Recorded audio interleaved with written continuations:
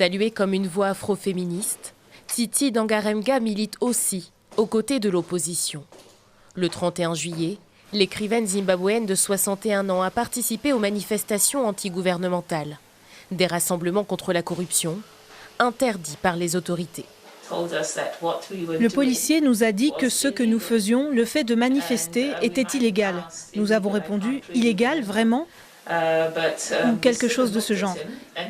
Et il nous a répondu « ce que vous faites est illégal, je vous prie de monter dans ce camion ». L'écrivaine et la porte-parole du principal parti d'opposition seront embarqués avec une dizaine d'autres manifestants, inculpés pour incitation à commettre des violences et violation des mesures restrictives prises pour lutter contre le Covid-19. Elles seront finalement libérées sous caution le lendemain. Pour Titi Dangarembga, la lutte contre la pandémie n'est qu'un prétexte pour réprimer davantage la population. C'est comme si le peuple du Zimbabwe était pris à la gorge. Pour essayer d'améliorer la situation, nous devons nous engager sur le long terme. Nous devons élaborer une stratégie. À commencer par le refus de rester silencieux, en dépit des mises en garde du gouvernement.